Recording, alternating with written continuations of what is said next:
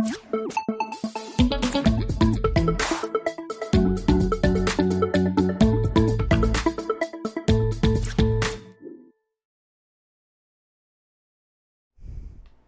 pessoal, tudo bem com vocês? Eu sou o professor Diego Lima, professor de linguagens, professor de redação, e nós vamos começar agora a nossa primeira aula de redação do nosso curso Redação Mais Linguagens 2023. E como primeira aula, eu preciso apresentar para vocês a estrutura daquele gênero textual que é cobrado no Enem, que é cobrado em alguns vestibulares, em alguns concursos públicos, que é o texto dissertativo argumentativo. Então vamos conhecer um pouquinho nessa primeira aula sobre a estrutura desse tipo textual, desse gênero textual. Vamos ver a questão do projeto de texto, como que cada parte do texto precisa funcionar, precisa aparecer para o avaliador, precisa aparecer para o leitor. E a gente vai ver um exemplo também de um texto nessa primeira aula. Então, começando, gente, o que é o dissertativo argumentativo? Primeiro, quando a gente olha para o título, é como se fosse um 2 em 1. Eu preciso dissertar, eu preciso argumentar. Então, na verdade, é isso mesmo. É um texto que tem duas funções. O dissertar é eu falar sobre algo, o argumentar é eu defender o teu ponto de vista. Então, o texto dissertativo argumentativo é aquele que defende um ponto de vista por meio de argumentos. Então, você vai precisar escolher 2 bons argumentos para convencer o leitor acerca daquilo que tu acreditas em relação ao tema. Eu coloquei aqui como uma definição geral e, em alguns casos, propostas de solução, propostas de intervenção, e isso falando do texto dissertativo argumentativo de forma ampla, mas como o nosso foco vai ser o Enem, então sempre precisaremos apresentar uma proposta de intervenção que daqui a pouco eu mostro para vocês no nosso modelinho de projeto de texto. O texto dissertativo argumentativo vai precisar ter alguns elementos básicos. Primeiro, sobre a estrutura, nós vamos trabalhar sempre com a ideia de 4 parágrafos divididos em 3 partes: introdução, desenvolvimento e conclusão. Diego, por que 4 parágrafos? Por que não 3 ou por que não 5? Por que eu não posso desenvolver um pouco mais? Vejam só. Daqui a pouco eu vou mostrar para vocês a grade de correção específica de redação do Enem, aquela que os avaliadores usam como critério, como ponto de partida. E vocês vão perceber lá na competência 3 que se você desenvolver apenas uma ideia, ou seja, um único argumento, você vai ficar com a nota muito baixa na competência 3. Você vai desenvolver apenas uma ideia e a banca exige que eu desenvolva mais de uma ideia. Ah, tá, Diego, então por que eu não posso desenvolver 3 argumentos e dessa forma ter 5 parágrafos? Porque se eu fizer isso, eu não vou ter espaço suficiente. Eu tenho até 30 linhas. E por mais que alguém ache que 30 linhas é muita coisa, dá muito trabalho para preencher, quando você já está aí com uma certa prática, você vai perceber que 30 linhas não dá para quase nada. Você vai querer diminuir o tamanho da letra. E isso com 2 argumentos. Imagine só se eu abro um terceiro argumento. Então é que você não consegue mesmo. Então nós vamos trabalhar durante todo o curso, todos os exemplos que nós trouxermos. Vamos trabalhar com a ideia de 4 parágrafos. Um parágrafo para a introdução, 2 parágrafos de desenvolvimento, cada argumento desenvolvido em um parágrafo distinto, e um parágrafo para a conclusão. Sobre a linguagem, ela precisa ser impessoal, ou seja, você não deve trazer marcas de primeira pessoa, por mais que seja o seu texto, por mais que seja a tua ideia, por mais que seja o teu ponto de vista. Tu não vais apresentar a primeira pessoa, expressões como eu acho, eu acredito, na minha opinião, pelo amor de Deus, isso não pode aparecer de forma alguma. Mas, Diego, como é que eu vou me apresentar a minha ideia, apresentar o meu ponto de vista sem usar essas expressões? Perceba que ao invés de falar eu acredito, você diz a mesma coisa, só que colocando em terceira pessoa assim, ó, acredita-se. Eu espero, você transforma em espera-se, tá? Tem outras formas aí de você colocar o teu posicionamento na terceira pessoa. A ideia não deixa de ser tu, o texto não deixa de ser teu, mas você vai aparecer de forma mais imparcial, tá? É isso que a banca quer, nada de primeira pessoa, ok? Sobre o uso da variedade linguística que a gente vai precisar, variedade padrão, inclusive eu tenho uma competência inteira que cobra sobre isso, 1/5 da tua nota gira em torno do uso da variedade padrão da língua portuguesa. Nada de gírias, nada de marcas de oralidade, isso aqui a gente usa em outras situações, não para escrever um texto dissertativo argumentativo. Sobre as qualidades. O teu texto tem que ter clareza, ou seja, você tem que ser muito claro naquilo que você vai dizer. Não precisa ficar buscando palavras que você nunca usou na vida, palavras difíceis, palavras que têm um significado até legal, mas você não está acostumado a usar, a sociedade não está acostumada a usar essas palavras. Você precisa ser claro, usar a variedade padrão, mas com muita clareza.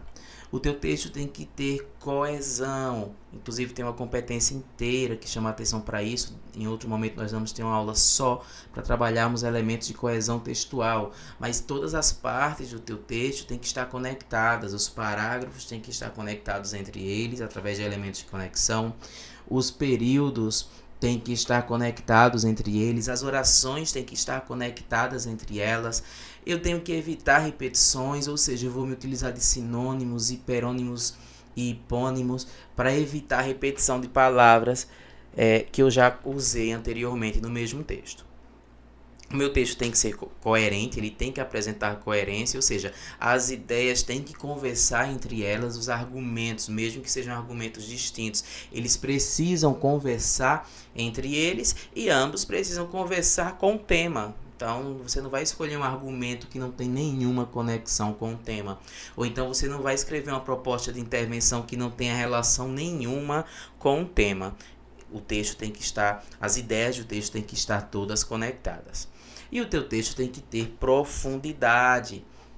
Muitas vezes nós não temos tanta propriedade para falar sobre um determinado assunto, porque não somos especialistas em tal assunto, mas eu preciso trazer uma certa credibilidade ao meu texto, eu preciso trazer uma profundidade ao meu texto, e é aí que vão entrar os repertórios socioculturais, que a gente vai falar sobre isso depois em outro momento, mas daqui a pouco eu já apresento um texto com um exemplo de repertório sociocultural, para dar profundidade, para eu sair do eu acho, o meu ponto de vista apenas, e trazer algo mais embasado. Não sou eu, Diego, que estou dizendo, mas um especialista nesse tema, um especialista nesse assunto é que está trazendo essa informação. Então isso dá credibilidade ao meu texto. E uma coisa que a gente vai ouvir falar sempre, gente, deixa eu só virar aqui, sobre o projeto de texto. Gente, toda aula nós vamos falar de projeto de texto. Todo feedback que eu der para vocês, eu vou mencionar o projeto de texto. Porque, inclusive, a própria banca fala disso daqui a pouco, quando a grade aparecer. Vocês vão perceber a necessidade de se ter um projeto de texto estratégico, um projeto de texto organizado. Na verdade, o projeto de texto vai ser o teu planejamento. Assim como tudo que a gente faz na vida, a gente precisa planejar, assim também é com o nosso texto. Um texto sem planejamento é um texto desorganizado, e o avaliador vai perceber isso, tá? Então vamos entender aqui a estrutura do projeto de texto. A primeira coisa que a gente aprende desde sempre, desde as séries iniciais do ensino fundamental, é que todo texto, independentemente do gênero textual, ele precisa trazer introdução, desenvolvimento e conclusão. O que falta muitas vezes falarem para a gente é o que é que tem que ter na introdução, o que é que tem que ter no desenvolvimento e o que é que precisa aparecer na conclusão. No caso do dissertativo argumentativo, eu vou mostrar para vocês exatamente o que precisa aparecer em cada uma dessas partes para que a gente tenha o chamado projeto de texto estratégico que a banca tanto aprecia lá na competência 3, e por mais que seja um item de uma competência específica, mas isso vai me ajudar na avaliação do texto como um todo. Então vamos lá, para a introdução. O que é que eu preciso ter na introdução do meu dissertativo argumentativo? Vamos entender a introdução como uma apresentação. É como se fosse um elemento pré-textual, é como se fosse um elemento que vem antes do texto. Lógico, no caso do dissertativo argumentativo, ele já faz parte do texto. mas é como se ele viesse anunciando. Como não? Ele na verdade vai fazer isso. Ele vai anunciar a minha argumentação, ele vai anunciar o caminho que eu vou percorrer. É como a abertura de um telejornal, em que aquele tempo inicial, que no jornalismo chamam de escalada, eles apresentam as manchetes daquilo que vai ser trabalhado naquela edição. A mesma coisa nós vamos fazer aqui na introdução do nosso texto. Primeiro, eu vou fazer uma contextualização e vou fazer isso apresentando um repertório sociocultural que seja pertinente ao tema. Isso me ajuda bastante nesse processo de contextualização. No repertório sociocultural eu posso usar uma obra literária que eu li, que tenha alguma relação com o tema. Eu posso usar algo que foi noticiado pela mídia, eu posso usar filmes, séries, novelas, desenhos em que algum personagem passou por um problema social parecido com o que a sociedade está passando acerca do tema solicitado. Eu posso utilizar documentos como a própria Constituição Federal. Enfim, ao longo de nossas aulas nós vamos vendo várias possibilidades de repertório, vamos vendo vários modelos de introdução e várias possibilidades aí para você poder dissertar. Além dessa contextualização, ainda na introdução, só que agora em um outro período, eu vou fazer a apresentação do tema. Mas, Diego, na proposta de redação não já aparece o tema? Aparece, mas o tema, a tua redação não é uma sequência da proposta de redação. O teu texto é um texto que está começando do zero. Então, eu preciso mostrar para o leitor que eu estou escrevendo sobre tal tema, sobre tal item, tá? Então, você precisa apresentar para o leitor o tema já na introdução. Dependendo da frase temática, pode ser uma reprodução fiel dela ou não. Às vezes, você precisa fazer alguns ajustes, mas as palavras-chave precisam aparecer ou do jeito que elas vieram na frase temática ou através de sinônimos, tá bom? Daqui a pouco a gente vai ver isso com um exemplo prático. E eu preciso apresentar a minha tese, que é o meu ponto de vista, são os meus argumentos, a minha opinião que eu vou apresentar através desses dois argumentos. Depois nós vamos ter uma aula específica sobre escolha de argumentos, mas eu sugiro sempre, ou quase sempre, que a gente trabalhe com duas causas do grande problema social. Em algumas situações é que a gente consegue trabalhar com duas consequências daquele grande problema social, tá? Mas na maioria das vezes duas causas, dois itens que provocam um macro problema. Por que é mais legal você fazer assim? Porque se você apresenta duas causas daquele grande problema social que foi solicitado como frase temática, lá na conclusão, se você apresenta uma solução para cada item que funciona agora, que está aparecendo agora como causa do grande problema, automaticamente você resolve o problema social que está sendo discutido. Mas lembra, você só vai apresentar, nada de desenvolver. Daqui a pouco eu vou mostrar um texto para vocês em que na introdução só aparece essa apresentação, nada de desenvolvimento. Por que eu não posso desenvolver nada agora? Porque isso eu vou deixar justamente para os dois parágrafos de desenvolvimento.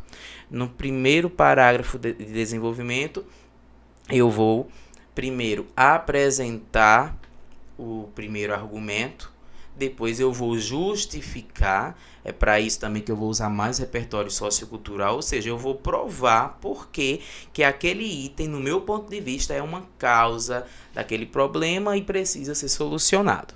Então lembra, eu primeiro apresento, depois justifico. Essa justificativa eu faço também com embasamento em algum outro repertório sociocultural, não necessariamente o primeiro, não necessariamente o mesmo da introdução.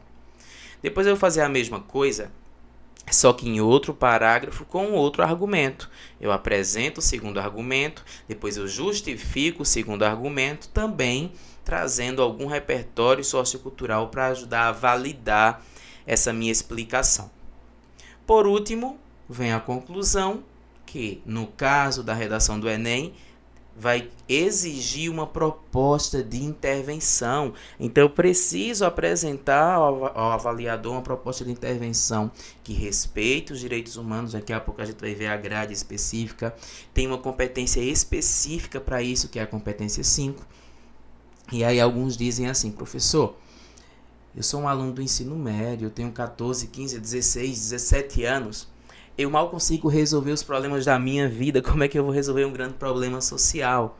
Na verdade, a banca não quer uma proposta que seja inédita, não quer que você salve o planeta, mas que você traga uma proposta de intervenção que seja viável, que seja execuível, que dê para fazer, que seja coerente com o tema e que tenha os seguintes itens: agente e ação interventiva, a ação propriamente dita, o que vai ser feito, mas um agente que vai ser o executor dessa ação, um modo de execução dessa ação, ou seja, como essa ação vai ser desempenhada, uma finalidade, ou seja, um objetivo para que essa ação vai ser desempenhada, e pelo menos um desses 4 itens precisa ter um detalhamento, que é uma informação a mais, que pode ser sobre o agente, sobre a ação, sobre o modo, sobre a própria finalidade.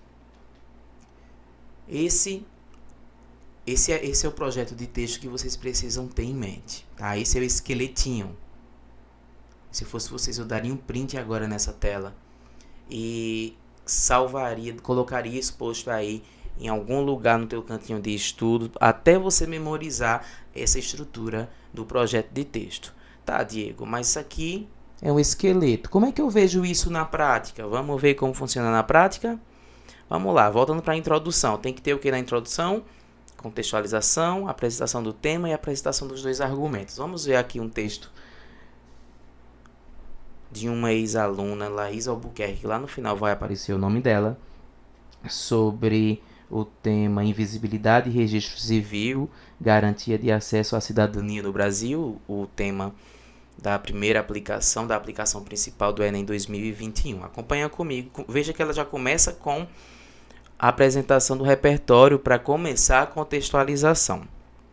Com sua frase, o amor por princípios e a ordem por base, o progresso por fim, Auguste Comte, filósofo francês, inspirou o lema político Ordem e Progresso, evidenciado na bandeira nacional. Veja que ela já começa contextualizando, ela traz a fala de um pensador, de um filósofo, que serviu de inspiração para o lema Ordem e Progresso que está estampado na bandeira do Brasil. E agora ela vai gerar uma quebra de expectativa para apresentar o tema, porque, ora, se o lema da bandeira do Brasil, a frase estampada lá é ordem e progresso, então quem está lá fora imagina, caramba, como é bom, como é massa viver no Brasil, deve ser tudo uma maravilha. E aí ela vem mostrar agora que não é bem assim, ela vem trazendo a quebra de expectativa. Entretanto, a situação trágica vivenciada no país representa uma antítese à máxima do símbolo pátrio, dado que a invisibilidade e a falta de registro civil, ela vem começando aqui a apresentar o tema, os quais limitam a cidadania da nação, resultam na desordem e no retrocesso coletivo. Então ela apresentou o tema fazendo a conexão com o repertório que antes ela tinha apresentado. E ela conclui a introdução apresentando os 2 argumentos, que vai ser a tese dela, o ponto de vista dela. Ela coloca 2 causas que, segundo ela, são os empecilhos para que exista essa invisibilidade por parte daqueles que não têm certidão de nascimento, ou seja, pessoas que ainda não têm documentação. Assim, tanto a negligência estatal, esse é o primeiro argumento dela, quanto a inércia social, esse é o segundo argumento, destacam-se como colaboradores desse impasse. Então ela está dizendo aqui que durante o desenvolvimento, decorrer do desenvolvimento, ela vai discorrer primeiro acerca da negligência estatal, ou seja, ela está dizendo que o governo tem culpa sim, ele é negligente sim, ele deixa de entregar uma garantia, e depois a inércia social, que é quando a sociedade não se movimenta, a sociedade não corre atrás dos direitos que tem, ela fica inerte, ela fica parada, ela não busca. Vamos ver se ela me entrega na mesma ordem. Vejam bem, ela me apresentou primeiro negligência estatal, depois inércia social. Então, ela precisa me entregar o desenvolvimento na mesmíssima ordem que ela apresentou aqui no início. Vamos ver se ela faz isso. Primeiro desenvolvimento. É importante pontuar, primeiramente, a falibilidade governamental com os cidadãos como um dos principais desafios a serem enfrentados.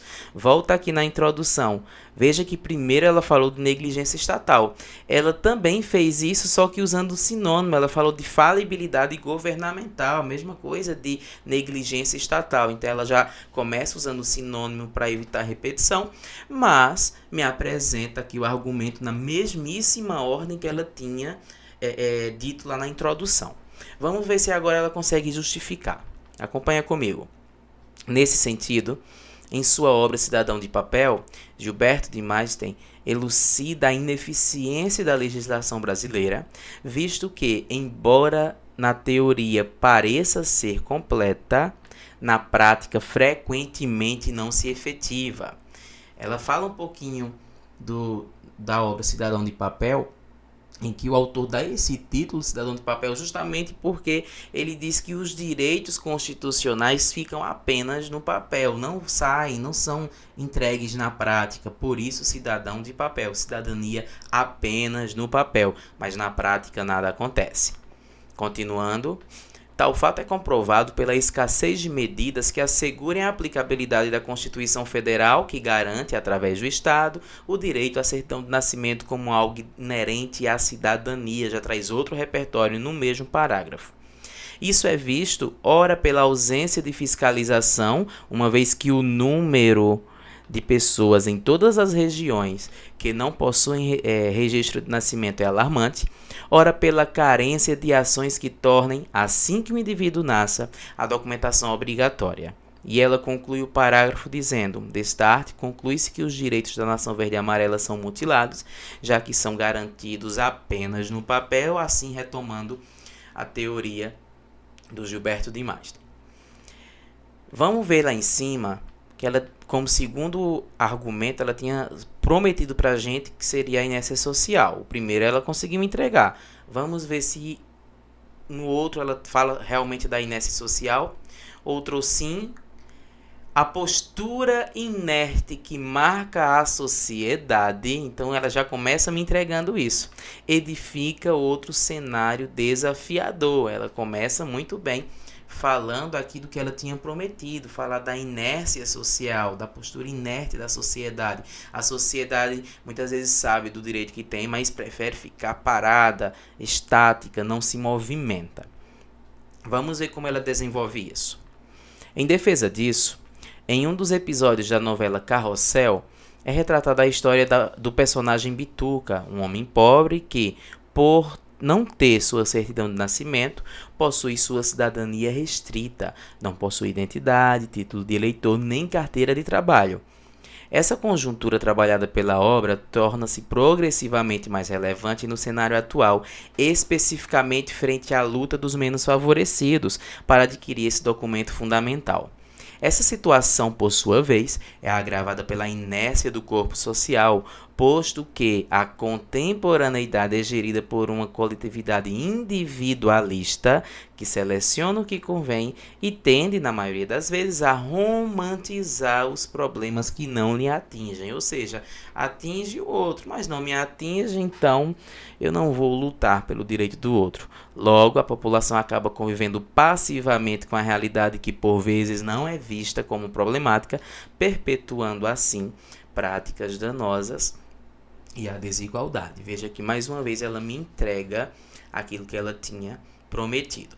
E aí eu já vou chamando a atenção de vocês para o seguinte. Veja o tamanho do desenvolvimento.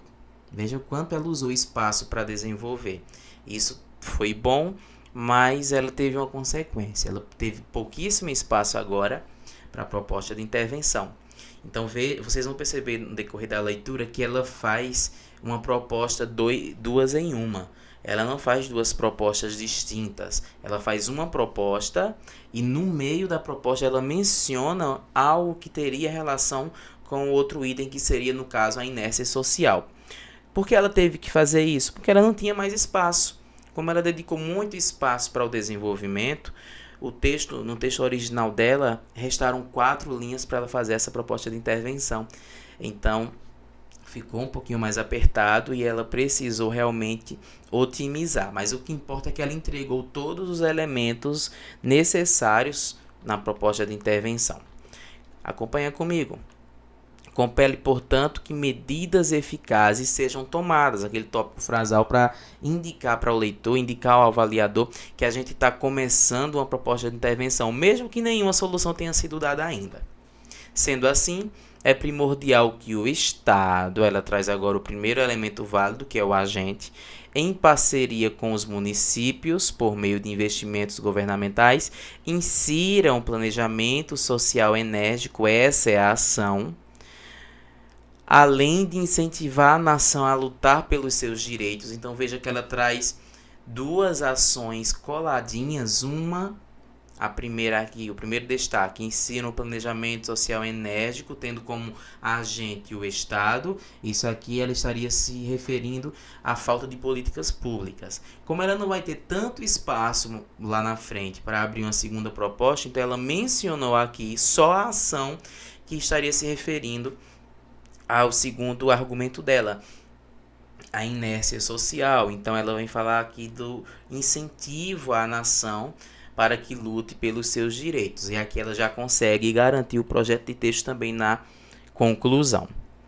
Voltando um pouquinho, veja que ela coloca em parceria com os municípios. Isso aqui o avaliador pode ver como um modo de execução da ação. Ou seja, ela já tem um agente, ela já tem a ação válida, ela já tem um modo de execução da ação, ela traz outro modo de execução por meio de investimentos governamentais, e agora ela traz uma finalidade para garantir que todos os sujeitos tenham certidão de nascimento. Então, até agora ela já me apresentou agente, ação, mais de uma inclusive, modo, mais de um modo, e uma finalidade, ou seja, ela tem 4 dos 5 elementos necessários.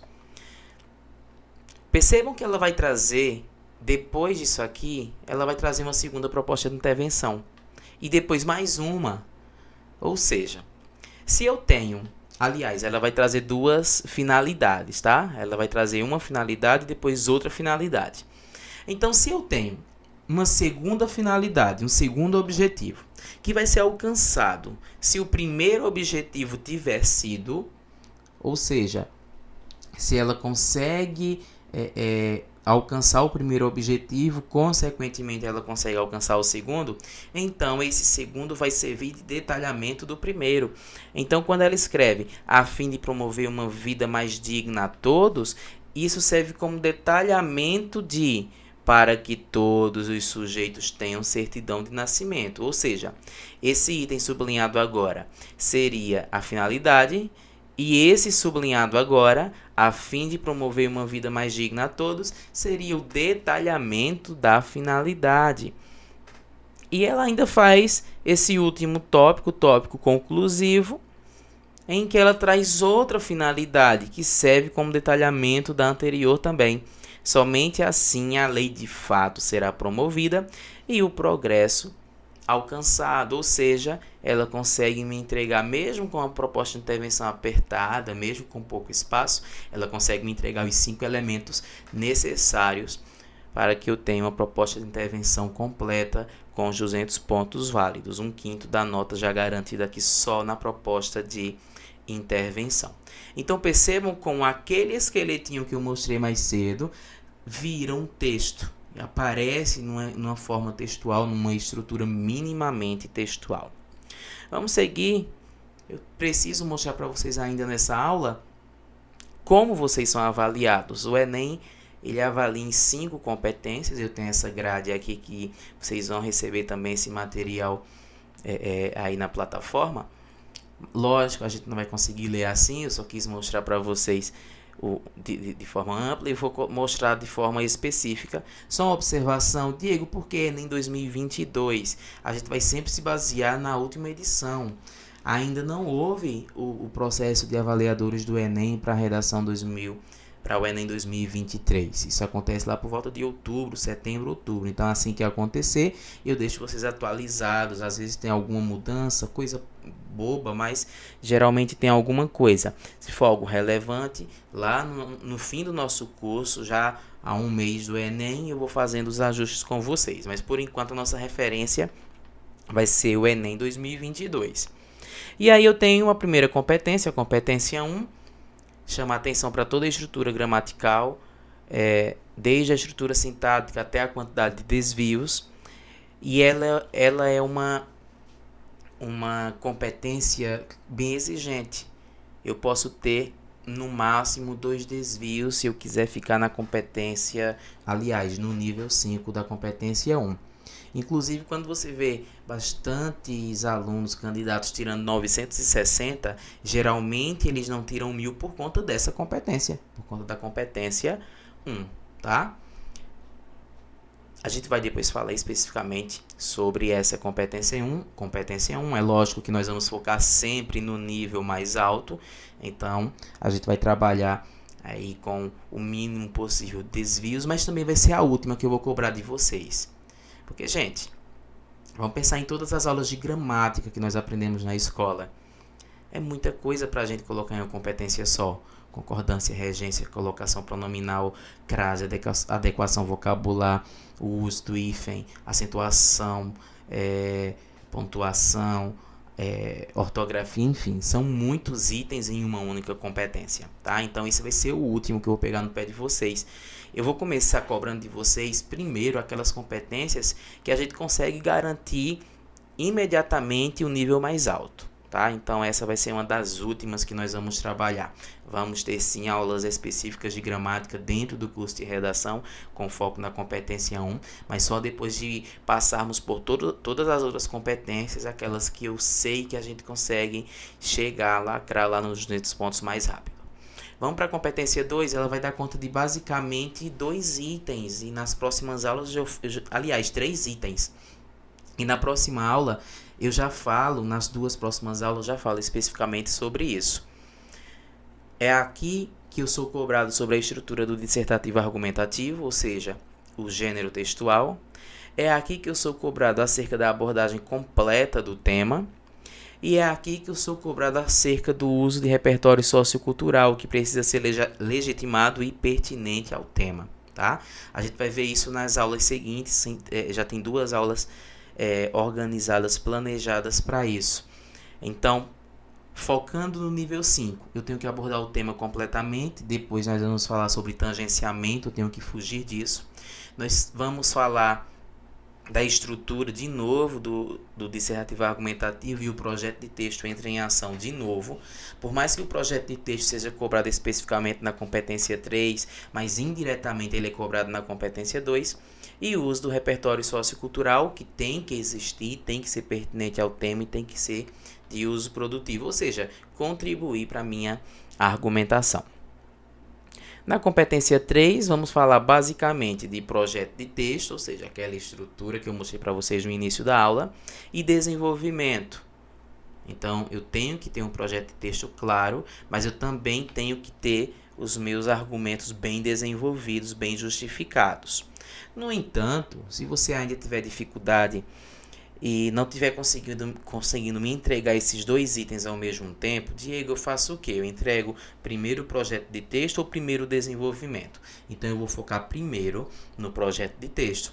É melhor ter um texto ainda curtinho, de 18, 20 linhas, mas que já vem organizado, do que você me entregar um texto já de 30 linhas na tua primeira produção, mas ele vir todo bagunçado. Eu prefiro primeiro a organização, o desenvolvimento, a gente vai melhorando a cada produção. Vamos rapidinho para a competência 4, vamos ter depois aulas específicas sobre isso.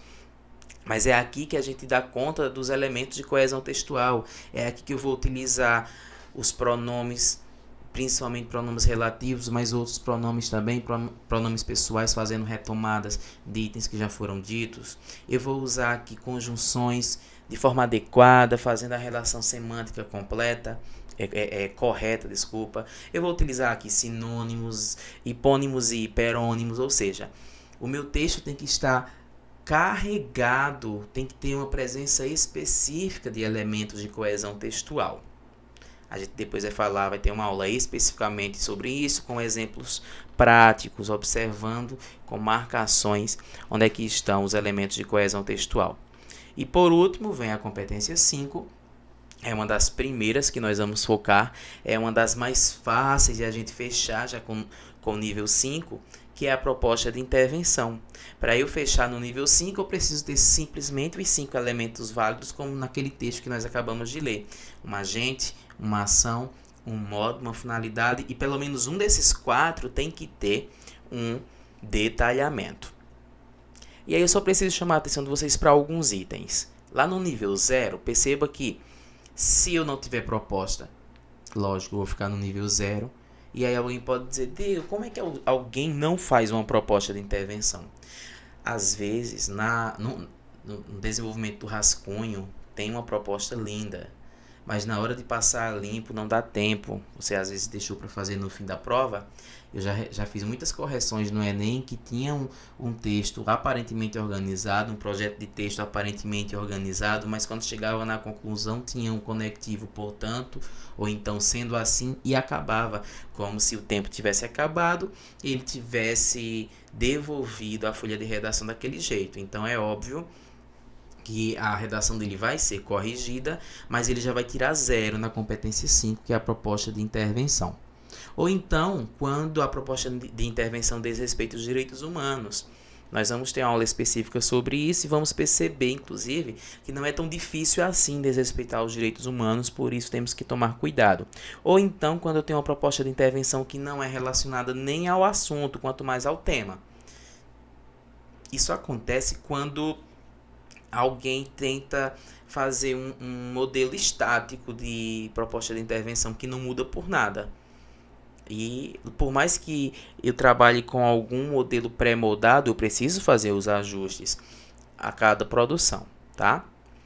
Lá no nível 1, se eu tangenciar o tema, eu vou ficar preso no nível 1 na competência 5, inclusive uma das próximas aulas vamos falar sobre tangenciamento, mas perceba que tangenciamento é uma coisa tão ruim que te deixa preso aqui no nível 1 da competência 5, mas também da competência 3, se você observar, olha, o nível 1, na segunda parte do nível 1, textos tangentes não devem ultrapassar esse nível, e também da competência 2, olha lá o nível 1, tangência ao tema, tá? Então, na próxima aula vamos falar de tema e vamos falar de tangenciamento. Não posso tangenciar por nada. Além do tangenciamento, no nível 1 da competência 5, se eu tiver apenas elementos nulos. Por exemplo, alguém precisa fazer alguma coisa para resolver isso. Veja que eu tive 3 elementos aqui, mas eu não consigo identificar nenhum deles. Eu não consigo identificar qual é a ação interventiva. Eu não consigo identificar quem vai executar essa ação. Então, eu tenho os elementos, mas eles são todos nulos. Ou então, apenas um elemento válido. Por exemplo, somente a ação. Ou até ações, no plural. Tem gente que coloca 3 ações, 4 ações, mas não tem nenhum outro elemento. Então, não vou contar como 4 elementos se você escreveu 4 ações. Apesar de terem sido 4, eu vou contar como uma só, tá? A partir do nível 2, vem a quantidade de elementos, 2 elementos válidos, só com observação, ainda no nível 2. Estruturas condicionais com 2 ou mais elementos válidos não devem ultrapassar esse nível. Ou seja, se eu tenho... Pronto, eu acabei de usar uma estrutura condicional. Se, quando você coloca na proposta de intervenção assim, se o Estado fizer tal coisa, se o governo fizer tal coisa, veja que você está condicionando a resolução do problema à ação do Estado. Ou seja, se o Estado fizer, resolve o problema. Se o Estado não fizer, não resolve o problema. Tá? Então, mesmo que você tenha todos os elementos válidos, mas se for uma estrutura condicional, você fica preso no nível 2. Então, nada de usar esse tipo de estrutura, tá bom? E aí a gente conclui 3 elementos, 4 elementos, 5 elementos. Nível 5, 5 elementos válidos. Eu tenho que ter agente, ação, modo, finalidade e pelo menos um detalhamento. Vou mostrar rapidinho para vocês a grade do não, ou seja, do não pode. É a grade do 0. Os itens que me fazem zerar a redação. Veja que tem uma setinha de cima para baixo, onde está escrito hierarquia, porque às vezes uma redação me dá mais de um motivo para o zero, mas eu não posso marcar mais de uma coisa.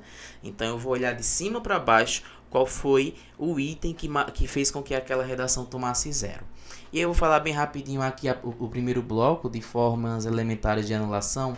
Prova assinada, não pode assinar dentro da caixa de texto. Tem um lugar específico para isso, fora da caixa de texto. Desenho de qualquer tipo, não pode. Número de forma isolada do texto, que não faça parte do texto, não pode. Vai ter uma aula também sobre isso. Sinal gráfico, anulação proposital, quando eu faço uma rasura, quando eu risco o texto todo, enfim.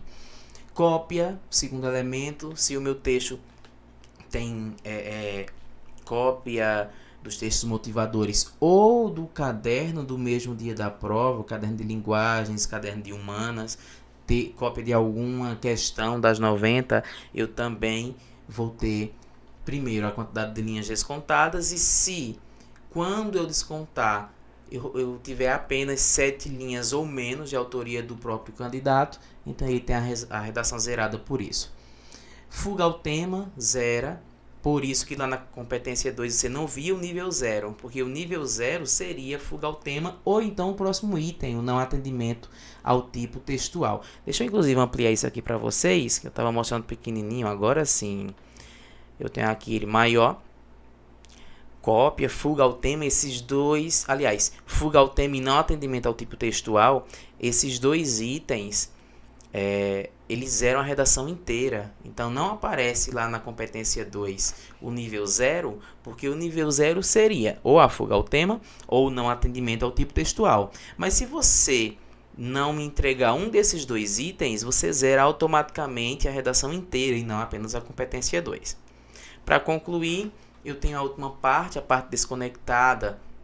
O que é que caracteriza a parte desconectada? Impropério, que são palavrões. Eu vou mostrar depois, vai ter uma aula específica sobre isso, vou mostrar exemplos de como fazer isso, e não preciso ir tão longe. Enfim, a gente vai ver exemplos, vai fazer a leitura na prática. Ofensa a alguém ou a um grupo, zombaria ao exame ou ao governo, enfim. Identificação do participante no corpo do texto, quando não é a assinatura, mas dentro do corpo do texto o participante se apresenta, se identifica. Reflexão do participante sobre a prova ou sobre o próprio desempenho no exame. Vamos ver nas próximas aulas exemplos disso. Recado ou bilhete desconectado. Recado para o avaliador. Querido avaliador, leia com carinho a minha redação. Eu já tive um 0 só pelo recado que eu mandei para o avaliador. Se tiver oração, mensagem religiosa, assim como mensagem política, texto sobre um assunto ou trecho sobre um assunto que não tem a ver com o tema, isso acontece às vezes. Acontecia, inclusive, antes de o INEP prever esse tipo de situação, a gente vê aí, se a gente procurar na internet, redações que falavam sobre um tema, mas como ele não tinha repertório para encher, para completar todo o espaço, ele pegava um parágrafo e falava, sei lá, sobre uma receita, trazia um hino de algum time de futebol. E antes, como isso nunca tinha acontecido, o INEP não previa, e tem certas redações que tiveram que pontuar.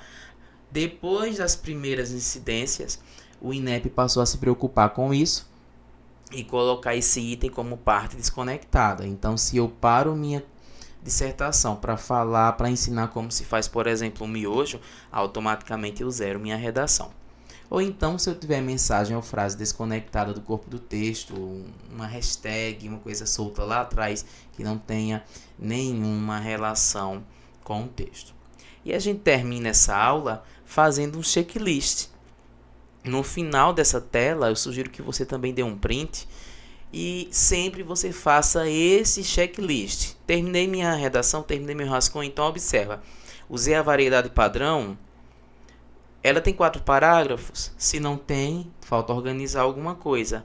Esses 4 parágrafos estão organizados assim: introdução, desenvolvimento, conclusão, ou seja, aquele projeto de texto, aquele esqueletinho de projeto de texto está sendo entregue como deve ser. Eu atendi ao tema, eu abordei o tema completamente ou parcialmente. Eu tangenciei o tema, então você vai fazer essa análise também. Eu utilizei repertório sociocultural, se eu não utilizei, então volta, reorganiza e traz repertório sociocultural. O projeto de texto está claro, o avaliador consegue perceber na mesmíssima ordem cada item que eu apresento no meu texto. Os argumentos foram desenvolvidos separadamente, em parágrafos distintos, a resposta tem que ser positiva. Eu tenho elementos de coesão intraparágrafos e interparágrafos, a gente vai ter uma aula sobre isso também, e você vai aprender a fazer esse checklist da sua redação. A proposta de intervenção está completa com agente, ação, modo, finalidade e pelo menos um detalhamento. Estes são itens que você precisa observar. Ainda sobre a proposta de intervenção, ela não desrespeitou os direitos humanos, né? Porque se desrespeitou, então cuide que ainda é rascunho e vai fazer outra proposta. Esses são os itens que você precisa observar sempre que conclui um rascunho de uma redação antes de passar a limpo. E essa foi a nossa primeira aula em que falamos sobre a estrutura do texto dissertativo argumentativo. Ao longo de todo esse curso, ao longo desses 8 meses, vamos falar de itens bem específicos em busca aqui da nossa nota 900 mais, em busca do 1000. Um abraço para vocês, bons estudos e até a próxima aula.